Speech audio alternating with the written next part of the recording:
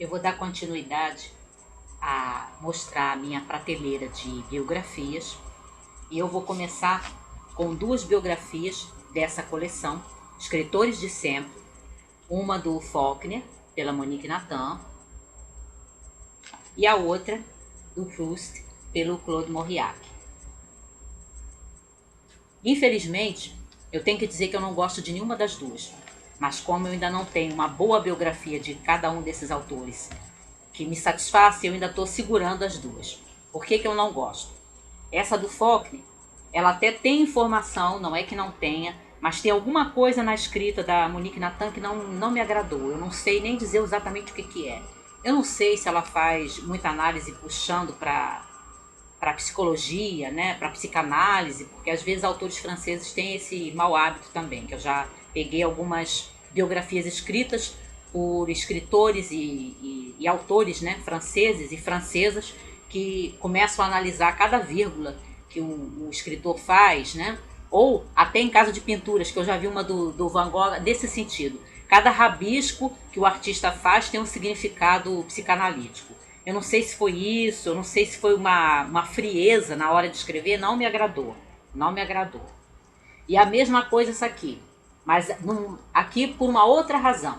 Quando você começa a ler, você percebe que boa parte do texto escrito pelo biógrafo, ele escreve muito pouco e ele faz mais o quê? O que ele faz de mais comum? Transcrever longas partes das cartas ou dos livros do Proust. É como se ele achasse que o Proust escreve melhor do que ele, então que ele não precisa escrever a biografia. Às vezes você tem 2, 3 páginas seguidas com uma ou duas frases do autor da biografia, do Mauriac, e o resto é uma transcrição de cartas ou de romances do Proust. Então eu não gostei também. Achei assim uma biografia preguiçosa. Essa aqui, que já é de uma outra coleção, uma coleção chamada Guerreiros, pela essa editora Contexto, que eu nem conheço, mas eu li Os Sete Pilares da Sabedoria, do Thomas Edward Lawrence, nesse ano, que está terminando, e eu gostei muito, é um dos melhores livros que eu li esse ano, e aí eu fui atrás de uma biografia do Lawrence, o Lawrence da Arábia, e achei essa aqui, escrita por um major das Forças Especiais do Exército Brasileiro, o Alessandro Visaco. Nem conhecia, nunca ouvi falar dele. Fiquei apenas sabendo aqui que ele é um major brasileiro das nossas Forças Armadas.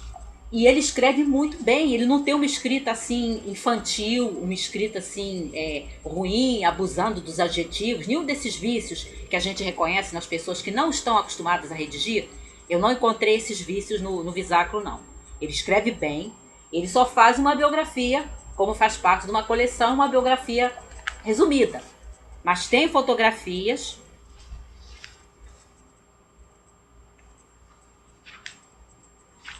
Aqui tem uma fotografia do Lawrence vestido a caráter com o Faisal, que era um dos príncipes, né? Um dos líderes dentro da revolta árabe. No Os Sete Pilares da Sabedoria, o Lawrence conta como ele foi contactado pelo governo britânico, que ele era inglês, para ser o elo de ligação com os árabes que estavam se revoltando contra o poderio dos turcos naquela região do Oriente Médio. E como isso era interessante para os ingleses, porque os turcos eram aliados dos alemães, que eram inimigos dos ingleses na época da Primeira Guerra Mundial. Então, essa foto que eu mostrei, o Faisal foi um dos líderes da revolta árabe com o qual o Lawrence entrou em contato para ir trabalhar junto com ele e com outros líderes para fomentar a revolta, para que de fato os árabes fossem uma força a mais dentro da guerra, para equilibrar, né? Colocar mais um aliado do lado dos britânicos. E eu gostei bastante dessa biografia. Aqui tem uma foto do general Allenby, que foi um dos oficiais britânicos que apoiou o Lawrence nas medidas dele.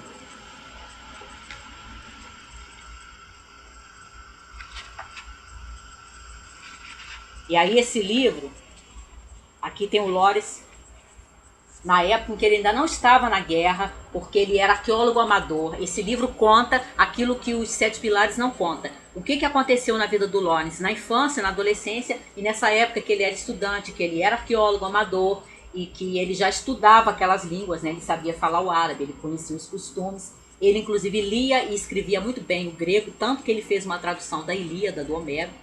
Ele lia o Homero no original. E aí o Visacro conta o que acontece na vida do Lawrence antes da Primeira Guerra, antes dele participar da Revolta Árabe, e depois, quando a guerra termina e o Lawrence havia se tornado tão famoso que ele era chamado de Lawrence da Arábia, mas ele não gostava disso e ele começa a viver de uma forma assim muito discreta. Ele até muda o nome dele, começa a viver de uma maneira assim, o mais discreto, mais escondida possível, né? E aí o Visacro recupera esses períodos que a gente não conhece bem da vida do Lawrence. Gostei bastante, mas eu ainda quero ler uma maior. E aí tem essa outra biografia aqui, que é do Edmundo Magalhães Júnior, que é autor de uma biografia em 4 volumes do Machado de Assis, e que eu li, mas que é uma biografia exaustiva. Não eram necessários 4 volumes, mas eu li os 4, tem lá na biblioteca que eu trabalho. E aí eu achei numa feira do livro esse aqui, também dele, Olavo Bilac e sua época, que é uma biografia do poeta Olavo Bilac, contemporâneo do Machado de Assis, um poeta brasileiro parnasiano. E eu gosto do Bilac, eu gostei muito dessa biografia. Ela tem mais de 400 páginas e ela é muito objetiva, muito rica de detalhes, mas ela não exagera, como essa biografia em 4 volumes que o Magalhães Júnior escreveu para o Machado. Essa aqui está na medida. Aí tem as biografias das mulheres.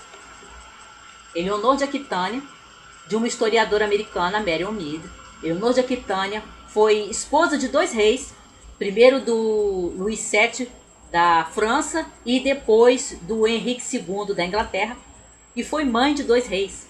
O Ricardo, que ficou conhecido como Ricardo Coração de Leão, e o João, que ficou conhecido como João Sem Terra. Geralmente a gente ouve falar do Ricardo e do João nas histórias e nas lendas do Robin Hood. E a Eleonor era a mãe dos 2. É um livro muito bom. Foi um dos primeiros livros que eu vi sair no Brasil, no começo da década de 80, focando mulheres, né? Mulheres assim de poder dentro da história, né? Eu achei muito legal quando saiu esse livro e gostei quando eu li. E recupera a vida da Eleonor, a forma como ela era tipo uma eminência parda, alguém que tinha poder e agia por trás dos maridos, por trás dos filhos, né? Era uma mulher assim inteligente, uma mulher ambiciosa, muito culta. Ela foi uma das fomentadoras, uma das patrocinadoras, digamos, da chamada poesia cortês, né? Daquele período da poesia do século XII, do século XIII mais ou menos, que era a poesia medieval, né? Aquela poesia declamada nos palácios, declamada para os reis, para as rainhas, para os senhores feudais. Mas o primeiro casamento dela não foi muito feliz, porque ela se apaixonou pelo aquele que foi seu segundo marido, né? O Henrique II. Mas no final da vida também o segundo casamento degringolou, porque, entre outras coisas, o Henrique II se apaixonou por uma mulher bem mais jovem, a Rosamunda, e começou a desfilar com ela em toda parte. A Marion Mead conta isso aqui. E no final da vida da Eleanor, ela vivia praticamente encarcerada pelo marido.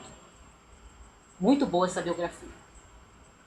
Aqui, a história de outra rainha também, mas essa não dividiu o trono com ninguém. Elizabeth I, da Inglaterra, biografia escrita por um francês, o Jacques Chastenet. Uma ótima biografia, ainda que não resolva alguns enigmas da vida da Elizabeth. Ele apenas coloca essas situações e vai contando pra gente, mas ele não explica, não declara como certo qual era o verdadeiro pensamento, qual era a verdadeira intenção da Elizabeth, em certos períodos da vida dela, em certas atitudes que ela toma. Por exemplo, será que ela realmente chegou a considerar a Mary Stuart como sua amiga? Ou será que desde o princípio ela viu a Mary como uma rival, como alguém que ameaçava o seu trono? Qual é a verdade? Realmente o Chastenet, ele não dá uma resposta, ele vai apresentando as situações e o leitor é que vai tomar a sua posição, né? E tem 2 capítulos aqui bem legais, dentro da biografia, que faz um panorama da chamada época elisabetana, a época da Elizabeth. E aí esses capítulos analisam sociedade, pensamento, cultura, né? O teatro shakespeariano, as letras, como é que era a educação nessa época. Muito bom.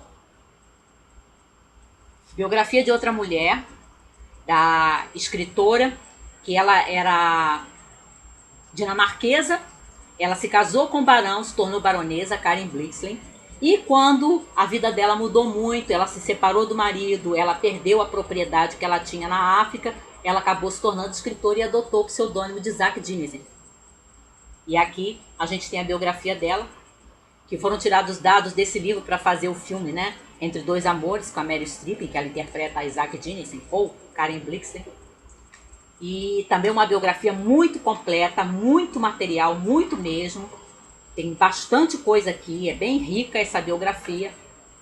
Tem algumas fotografias, ainda que não muitas. A Karen Blixen, ou Isaac Dinesen, contraiu sífilis do marido e ela nunca se recuperou plenamente da doença.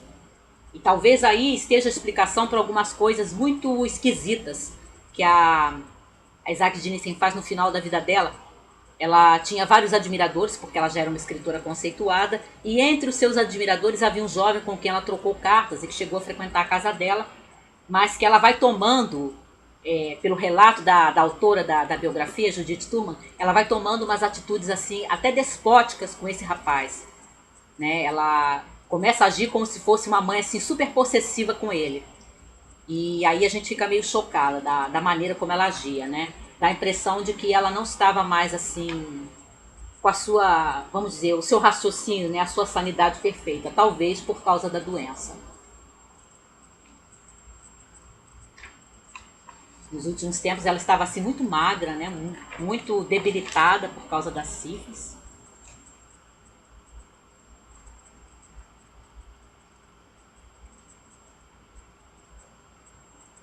Aqui, uma das últimas fotografias dela, se não a última. Tem essa biografia da Emily Dickinson, Mistério e Solidão, a vida e a obra de Emily Dickinson, do Thomas A. Johnson. O Thomas A. Johnson é um especialista, um estudioso da Emily Dickinson, tem várias antologias e várias obras da Emily, né, publicadas póstumamente, já no século XX, porque ela praticamente não publicou nada em vida, ela viveu no século XIX, ela era americana.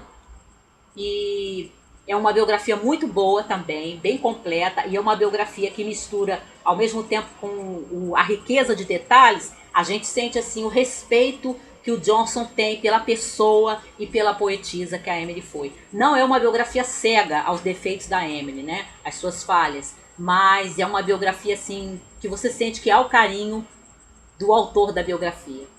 Muito boa também. Essa praticamente não tem foto, né? Tem uma ou duas fotos, mas é bem pouco. É mais o texto mesmo.